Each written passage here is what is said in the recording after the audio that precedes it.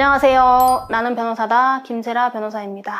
어떤 건물에 대해서 임대차 계약을 체결했는데 거기에 민법이 적용되느냐, 주택임대차보호법이 적용되느냐, 상가건물임대차보호법이 적용되느냐에 따라서 구체적인 법률관계가 크게 달라질 수 있어요. 우리가 소상공인이라는 말을 많이 쓰잖아요. 그래서 코로나19 때문에 좀 경제가 어려워져 위축된 것도 있지만 그 전에도 소상공인이라고 하면은 뭔가 보호를 해줘야 되고 혜택을 줘야 되는 집단으로 인식되는 경향이 있었죠. 아마 소상공인이라는 말이 작은 규모로 상업을 하시는 분들을 칭하는 걸로 이제 제가 알고 있어요. 그래서 그런 분들한테 사실 이 상가건물 임대차보호법에 적용되느냐 아니냐는 중요한 문제라고 할 수 있어요.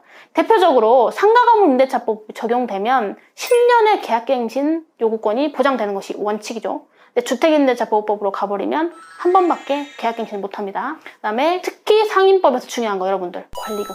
여러분들 상인분들은 그걸 굉장히 중시하세요. 그래서 상가건물 임대차보호법이 적용되면 권리금 회수기의 보장이라는 명문화된 그 권리를 가질 수 있다는 것. 이런 것이 키포인트가 돼요. 그래서 여러분들이 이제 인식으로는 변호사님 이제 임대차 계약을 했고 제가 거기서 장사를 합니다. 장사했으면 됐지 뭐 다른 요건이 필요합니까? 장사했으면 그게 상가고 상가건물 임대차 아닙니까?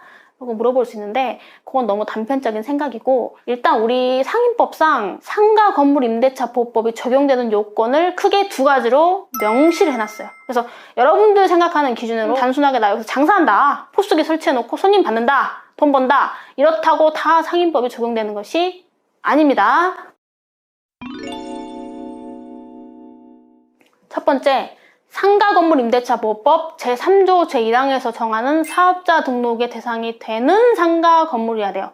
이게 무슨 말이냐면 소득세법, 부가가치세법, 법인세법에 따른 사업자 등록의 대상이 된다 이걸 말해요. 계약서나 임대차 계약서나 건축물 대장의 용도란에는 주택이나 뭐 다른 걸로 표시되어 있다고 하더라도 사업자 등록의 대상이 되기만 하면은 상가로 볼 수 있고 상인법 적용이 가능하다는 해석이 나옵니다. 법에 사업자 등록을 한 이렇게 돼 있지 않잖아요. 그래서 그건 좀 유념을 하셔야 되고 그 다음에 두 번째가 환산보증금이라는 게 있어요. 여러분 제가 본 대부분의 상가건물 임대차 계약은 보증금 플러스 월세의 구조예요. 보증금 1억에 월세 300 뭐 이런 식이죠. 그래서 이런 것 때문에 나온 거예요. 그래서 환산보증금 계산은 보증금 플러스 월세 곱하기 100을 한 금액이에요. 그래서 예를 들어서 보증금 1억에 월세 200만 원이면 1억 플러스 200만 원 곱하기 100 그래서 1억 플러스 2억이 돼서 3억이 환산보증금이 되는 거죠.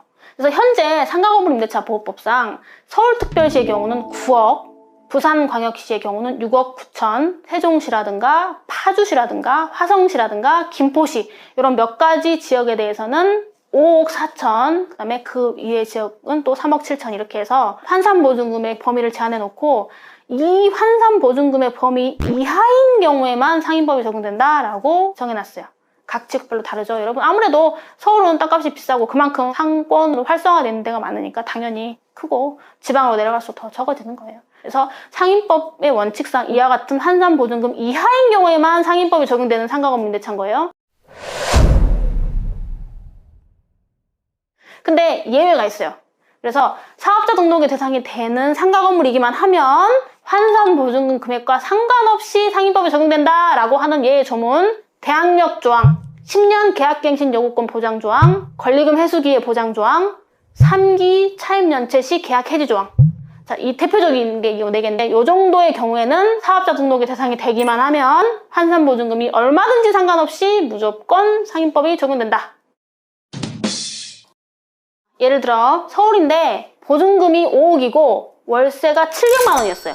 그러면 서울은 아까 제가 말씀드린 대로 환산보증금 9억 이하에만 상가건물 임대차보호법이 적용된다고 했는데 환산보증금이 12억이 돼버리면 상가건물 임대차보호법이 적용되지 않는 것이 원칙인데 임차인이 월세를 3번을 안 낸 거예요. 그래서 임대인이 상인법 저항에 따라서 3기 연체했으니까 나가세요 라고 해지 통보를 할 수 있다 없다? 있다. 다른 상인법 규정은 적용이 안 되지만 대항력 규정, 10년 계약갱신 요구권 보장 규정, 권리금 회수 기회 보장 규정, 3기 차입 연체로 인한 계약 해지 규정 이런 정도의 내용은 환산보증금 금액과 상관없이 적용이 된다는 거예요. 그래서 본인에게 이 문제가 있는 분들은 꼭 상인법 조항을 찾아보셔야 돼요. 상인법이 이게 환산보증금과 상관없이 다 적용되는 규정인지 아니면 환산보증금에 따라 달라지는 규정인지 상인법 조문 특히 2조예요. 2조에 나옵니다. 이런 것들 좀 잘 살펴보시기 바랍니다. 경우에 따라서는 이게 아주 중요한 사건 해결의 실마리가 되거나 결론을 완전히 바꿔버리는 경우가 될 수 있다는 거예요. 오늘도 이렇게 시청해주셔서 대단히 감사합니다. 도움이 되셨으면 좋겠네요. 구독과 좋아요 꼭 눌러주세요.